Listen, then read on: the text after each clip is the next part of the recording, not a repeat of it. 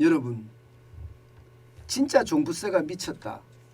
이 말 맞습니다. 종부세가 세금 폭탄이 아니라 세금 핵폭탄이라고 제가 이야기했던 거 맞습니다. 이걸 한번 보세요. 2016년 대비 2021년입니다. 2022년이 아니 올해가 아닙니다. 작년이에요. 그런데 종부세가 무려 말입니다. 5년 사이에 18배가량 폭증했습니다. 18배가량. 와, 진짜 장난 아니죠. 진짜 장난 아닙니다. 여러분 이거 한번 보세요. 종부세는 좀 진한 색입니다. 진한 색. 2016년에 3,208억 원이었죠. 걷어들인 거, 정부가 걷어들인 거 말입니다. 그런데 2021년에 보면 5조 6,789억 원입니다. 그러면 이게 배수가 몇 배냐?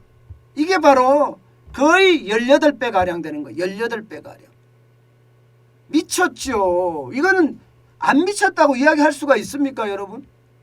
이게 나하고 세금이 해당되는 거 아니니까 그건 안 미친 거야. 이렇게 이야기하면 안 됩니다.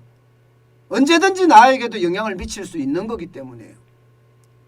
18배가 폭증을 하면 이거는요, 정부가 아닙니다. 왜? 벌금을 매기는 거니까. 내가 집을 가지고 있다고 여러분 벌금을 매기는 거 이게 정부입니까? 자본주의 나라에서 자유민주주의 국가에서 집 한 채 가지고 있다고 벌금식으로 종부세를 때리면 그게 나라냐고요. 그건 나라가 아닙니다. 그거는 말입니다. 저기 봉건시대나 왕정시대의 어떤 독재자가 할 수 있는 일이라고 저는 생각을 해요. 그런데 그게 21세기 대한민국에서 벌어졌어요. 21세기 대한민국에서. 참 한심한 일이죠. 제가 봐서는 한심한 일이라고 생각을 해요. 그만큼 말입니다. 5년 새에 18배가 늘어난다는 게 이게 상상이 안 되잖아요. 상상이. 종부세가 말입니다. 오죽 했으면 말입니다. 광주에서는요. 전라도 광주입니다. 전라도 광주에서는요. 보수파에 선거를 그렇게 많이 했을까요? 윤석열 대통령 당선인을 찍은 사람이 그렇게 많다고 하잖아요.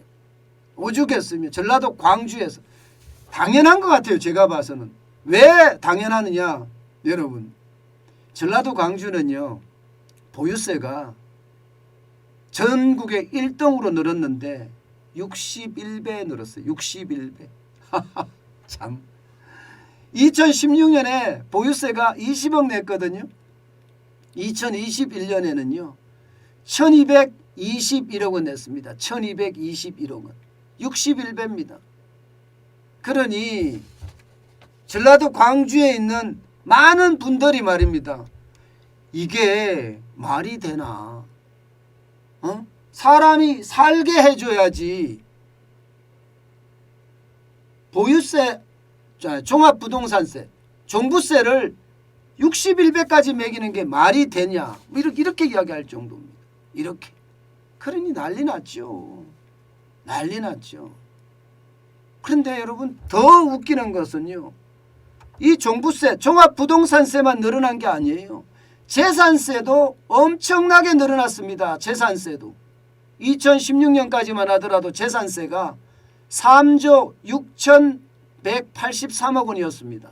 그러던 것이 2021년에는요. 5조 1,967억 원.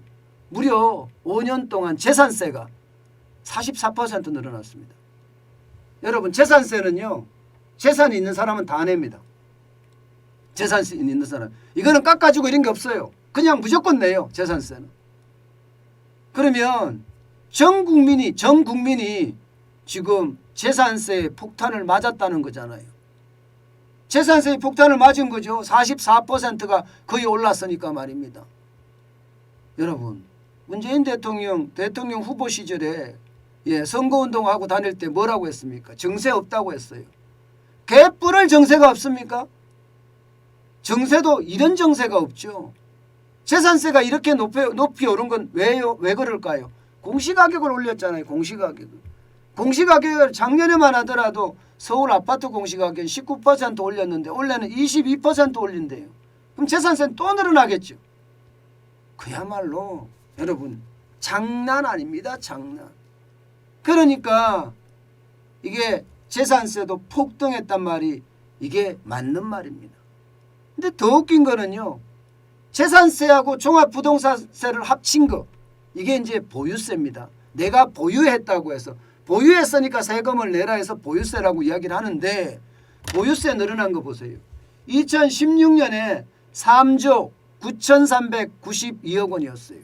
그런데 2021년에는 10조 8,756억 원입니다. 적어도 말입니다. 적어도 이거 3배가량은 늘어난 거죠. 3배가량은. 3배가량은 늘어난 겁니다. 야, 참 이런 걸 보면 말입니다. 진짜 보유세도 미쳤다. 이렇게 이야기할 만큼 지금 세금은 우리들에게 그냥 세금이 아니라 벌금 수준. 아니 벌금을 매겼다. 이렇게. 너는 집 갖고 있으니까 벌금 내. 이렇게 됐다는 이야기가 됩니다. 이렇게 됐다는 이야기. 그러니 이게 권력이 안 바뀌는 것도 이상하죠. 권력이 안 바뀌는 것도. 당연히 권력이 바뀌어야죠. 자유민주주의가 붕괴가 되고 시장경제가 망가졌는데 이게 권력이 안 바뀌면 대한민국의 정체성을 잃어야 되잖아요. 저는 대한민국의 정체성, 자유민주주의와 시장경제가 저는 무너지리라고 생각하지 않습니다.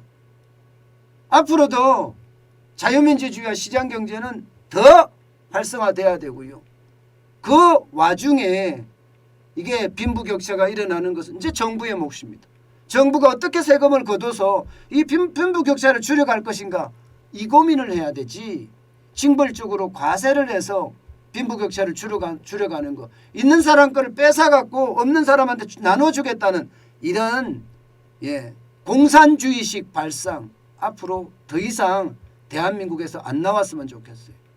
진짜 열심히 일하는 문화. 저소득층도 고소득층도 열심히 일하는 문화를 만들어서요. 부족한 것은 세금으로 걷어서 저소득층부터 시작해서 고소득층까지 비례적으로 걷어서 말입니다. 이게 분배 정책을 쓰는 게 맞지. 이게 성장도 못하는데 무조건 돈 있는 사람 걸 뺏어서 한다는 것, 저는 그런 일은 다시 일어나지 않았으면 좋겠습니다. 저는 그만큼 대한민국이 아주 정상적인 자유민주주의 국가, 시장경제 국가 그렇게 됐으면 좋겠습니다.